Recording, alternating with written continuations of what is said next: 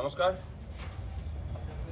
আগামীকাল অর্থাৎ 27শে জানুয়ারি আমাদের এই যে ঐতিহাসিক আন্দোলন এবং সেই আন্দোলনে সরকারি যে উপেক্ষা কর্মচারীদের দাবি দাওয়ার প্রতি, তার প্রতিবাদে আমরা জমায়েত এবং মিছিলের ডাক দিয়েছি। এবং জমায়েতের স্থান আমরা বলেছিলাম যে রাজা সুবোধ মল্লিক স্কোয়ারে জমায়েত করে আমরা রানী রাসমণি রোডে আসবো। আমরা একটু পরিবর্তিত পরিস্থিতির কারণে জমায়েতের স্থানটা একটু বদলে নিচ্ছি।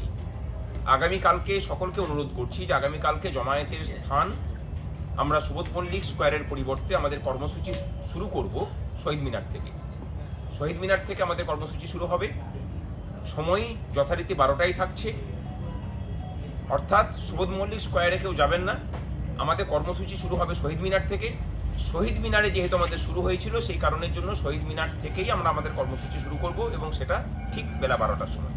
সকলে আসুন, আগামীকাল দেখা হোক। আগামীকালকে আপনাদের উপস্থিতি প্রমাণ করে দেবে যে পশ্চিমবঙ্গের কর্মচারীরা তার বকেয়া মহার্ঘ ভাতা চান কিনা, পশ্চিমবঙ্গের কর্মচারীরা তার পে কমিশনের জন্য আদৌ নিজেদের হক বোঝাতে চান কিনা, পশ্চিমবঙ্গের যারা চুক্তিভিত্তিক কর্মচারী তারা তাদের জন্য উপযুক্ত বেতন কাঠামো প্রণয়নের দাবি জানান কিনা, অস্থায়ীদের স্থায়ীকরণ চান কিনা। আগামীকালকে আপনাদের উপস্থিতি তার প্রমাণ দিক। ভালো থাকবেন সকলে।